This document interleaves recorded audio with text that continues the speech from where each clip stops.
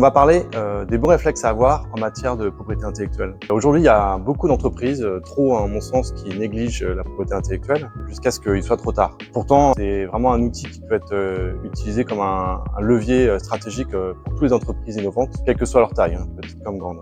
Donc déjà, ce qui est important pour une entreprise innovante qui veut protéger ses innovations, c'est d'être bien entouré. Et le conseil en propriété industrielle est un des acteurs privilégiés qui va l'accompagner en fait dans la protection et la valorisation de ces innovations. Le CPI pourra en particulier mettre en place une politique globale de protection qui porte à la fois sur les brevets mais aussi sur tous les droits à la propriété intellectuelle et pourra l'aiguiller si besoin vers d'autres professionnels. D'autres acteurs aussi clés va être l'INPI, donc l'Institut national de la propriété industrielle, qui a la charge de délivrer des titres de propriété, notamment les brevets et les marques. C'est souvent un acteur important pour sensibiliser et qui est toujours intéressant de rencontrer. Il y a des délégations en France qui ont la charge de sensibiliser sur ce sujet. Un point aussi qui peut être utile pour un porteur de projet, c'est de s'intéresser rapidement au financement. Il y a des experts pour ça qui peuvent aider à trouver les bons financements pour pouvoir faire avancer le projet plus rapidement.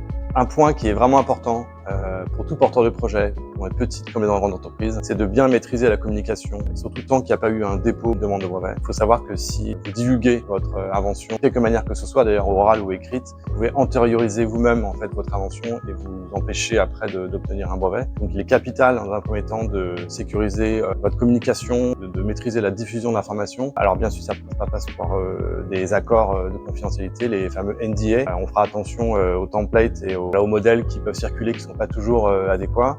Il faut savoir qu'un NDA ne suffit pas toujours. Malgré tout, il faut faire très attention à ce que vous allez divulguer autour de vous. Autre point important, c'est de sécuriser également vos droits. En plus de la confidentialité, il faut aussi avoir en tête que si vous avez des partenariats, par exemple, avec des tiers, il se peut que finalement d'autres contribuent aussi à la création d'inventions. Il est capital que vous assuriez que, dans une certaine mesure, vous ayez, vous, la propriété de cette innovation et donc les droits, notamment sur les brevets qui pourront en découler. Ça peut passer par, à nouveau, des accords contractuels pour s'assurer que vous êtes titulaire de ces droits. Alors, un point clé, c'est évidemment le financement. C'est important pour un porteur de projet de s'intéresser rapidement à cette question. Il faut savoir qu'il y a une myriade d'aides qui sont à disposition. Il faut encore être capable de les identifier et d'aller les chercher. En fonction de l'endroit où vous êtes et de votre projet, il y aura des aides qui seront à disposition. On peut noter par exemple les aides qui sont disponibles auprès de l'INPI, le PASSPI, qui propose à différentes étapes de procédure d'aider en fait les porteurs de projet à financer donc une partie de leur projet. La BPI France est un acteur aussi clé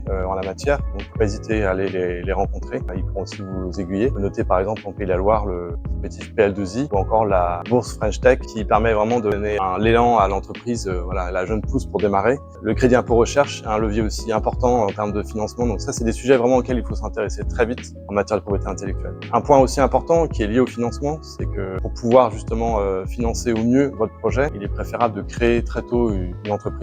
Les financements sont beaucoup plus faciles à obtenir quand vous avez déjà une société, un cabis. Un dernier conseil, c'est important d'essayer de cultiver une culture d'entreprise en interne, propriété intellectuelle, et en particulier d'être capable d'identifier quand il y a des innovations potentielles pour avoir de la valeur, savoir-faire qui pourrait mériter d'être protégé. Et ça nécessite de mettre certains outils en place, notamment des outils de traçabilité pour être capable d'identifier quand des nouvelles innovations émergent dans une société. Je pense notamment au logiciel, il est important de pouvoir avoir une bonne traçabilité en fait des versions des logiciels pour si besoin les protéger.